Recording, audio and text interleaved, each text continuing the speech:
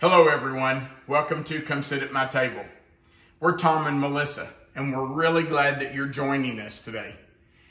It is early in the morning. Well, it's 8 o'clock. It's early for us. And we are making monkey bread because Melissa has women's Bible study this morning, and she's taking breakfast for the ladies in her Bible study. So, let's talk about what you're going to need to make monkey bread. First, you're going to need 4 cans of biscuits. Now, these are what I call the cheapo biscuits. There are 10 buttermilk biscuits in a can. They are not the flaky biscuits. Flaky biscuits do not work well for monkey bread. You just need the cheap little buttermilk biscuits. The biscuits are not very big. They're small, but these are the ones that work the best in monkey bread.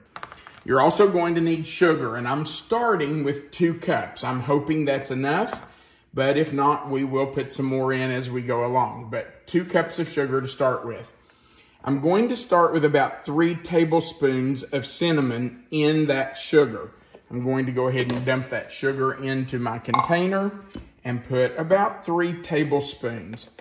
You want this to be cinnamony.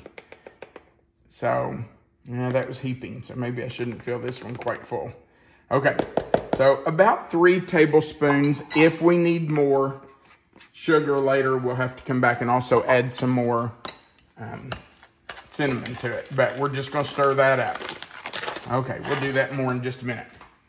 You're also going to need some melted butter. I have 2 sticks in here. Again, as we go along, if that's not enough, I may have to melt a little more. And I just have that sitting over a pan of hot water.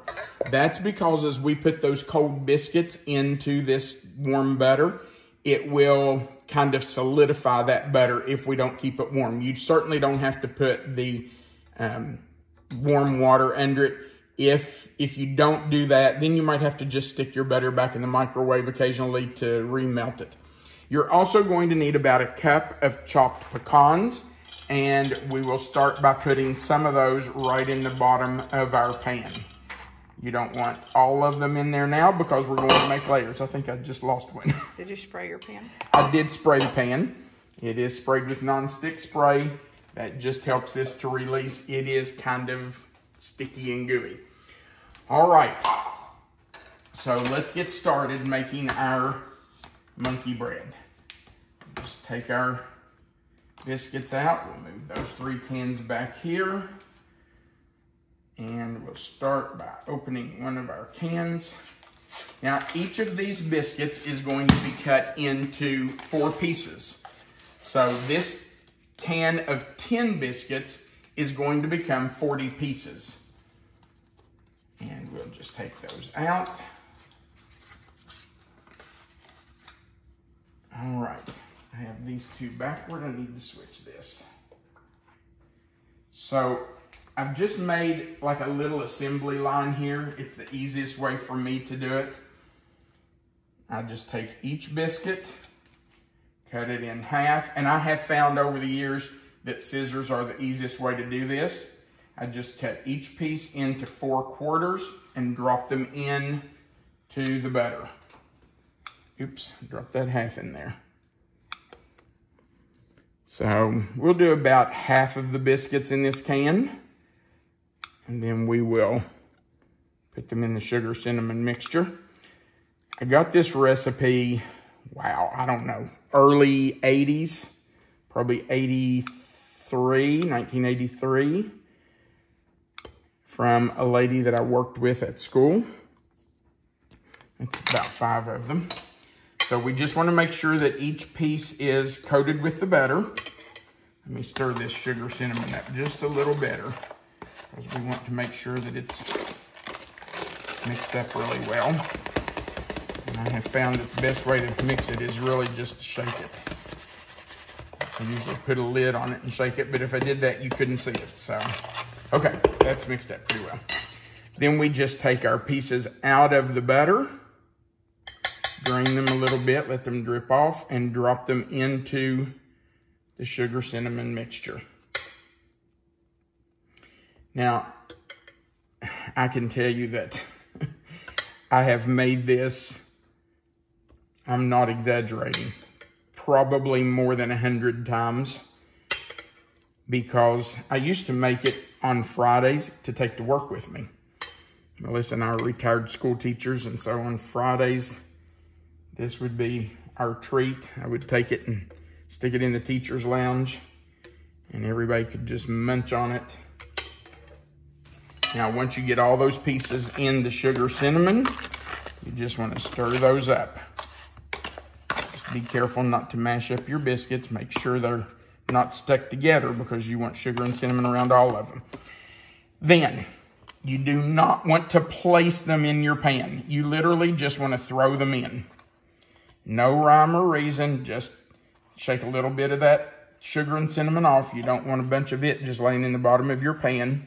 Why would you not place them? Because if you place them and they're too neat, it will fall apart when you take them out. That was a good question. You want them just to overlap, to kind of fit around each other, and if you place them, they will, it's just like stacking blocks. And when you take it out of your pan, they will just fall apart like blocks falling over. So you want them to be more, I don't know, intertwined. All right, so we almost have our first can of biscuits in. I know this is a really old recipe. I can remember back in the 80s, you would see this recipe sometimes in magazines and newspapers. It was something people thought was really neat. And I'm going to tell you, it might be the 2020s, but this is still just as good as it was 40 years ago. All right, so all of our biscuit dough is covered with butter. So into the sugar cinnamon we go. Now, after we get the bottom of our pan completely covered with biscuit dough, we will put another layer of nuts. Again, you don't want it to be completely covered. You're going to make about a layer with each can of your biscuits. So you're going to want about 3 layers of nuts between those. You do not want nuts on the very top of this when you get finished, because the nuts that are laying on top kind of tend to get burned, and you really don't want them to burn. So, all right, so just throw them in. Oh, there's 2 stuck together. So we got to fix that. We don't want them stuck and not have any sugar cinnamon on them. All right, we've about got our first can of biscuits in. So we will do another layer of nuts. Let's make sure I have them. Oh, nope, there's 2 more. Thought I had them all in. Okay, so I'm telling you, there's another one. They kind of hide down in there. You got to look for them. Okay, so we have that first can of biscuits in. So we're going to come in with another layer of nuts. And we're just going to kind of sprinkle them in there. We've used about half of them so far. Now, I know you don't want to stay here and watch me do 4 cans of biscuits. So we will finish the next 3 cans of biscuits, get them in our pan, and then when we have it full, we'll come back and show you what it looks like before we put it in the oven. We'll be right back. I'm down to my last 5 biscuits. And I'll be honest and tell you, I'm feeling the pressure because I have to get this in order for for it to have time to bake and Melissa get to Bible study on time. So you can see that 2 sticks of butter was plenty, and that hot water kept our butter melted perfectly so that it didn't kind of solidify on us from those cold biscuits. It's a great little trick. I think, is that called a bain-marie when you put something over warm water? I have no idea. I'm asking the wrong person, huh? Sorry about that. Sorry. Failed that part of my culinary school. I think that's what it's called. I'm not sure. But anyway, you know, for country boys, it's called a pan of hot water. We don't need a fancy term to use it, do we?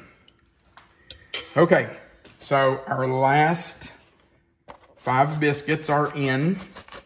I think I better stir it instead of shake it.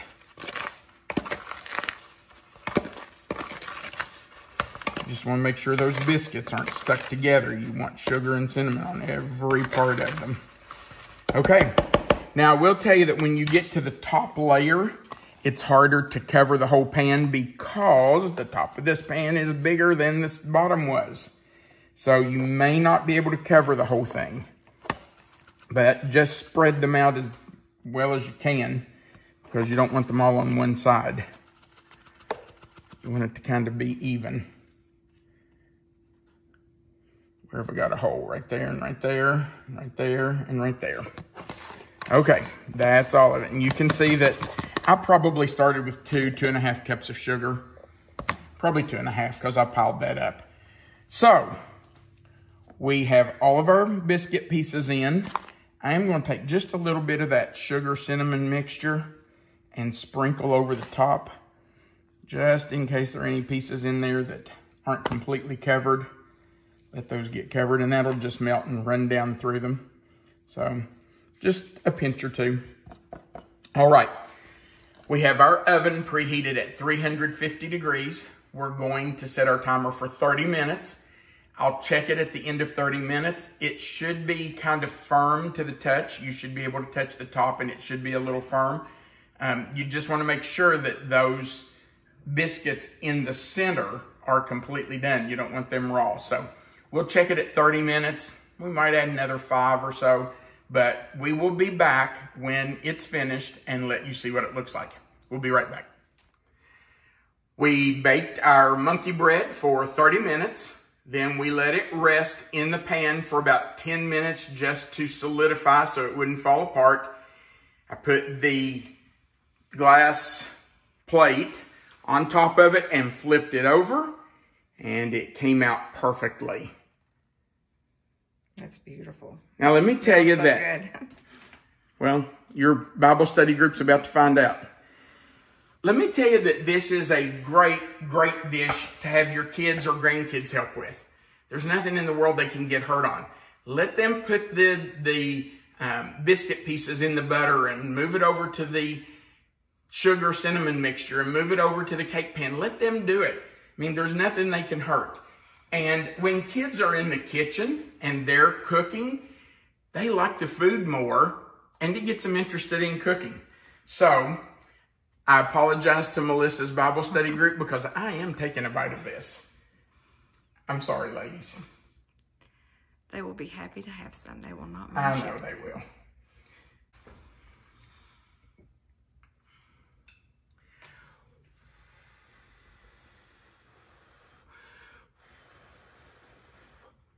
These are just like little nuggets of goodness.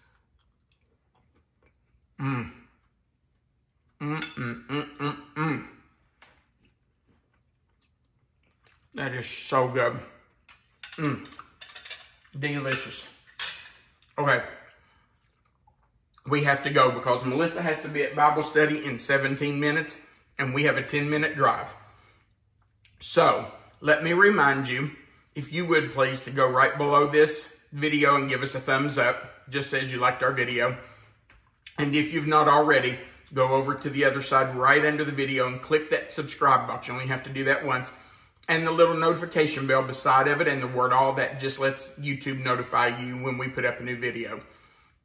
We really do appreciate those of you who are watching our videos, and especially those of you who have clicked that subscribe button. We thank you from the bottom of our hearts. Remember that right under this video, there is a box that has the title of this recipe. If you'll click in there, that box will expand. Melissa always puts the written recipe there for you, so you can always come back and find it or copy and paste it and print it out if you want to. And we want you to remember that you are always welcome to come sit at my table. Have a great day.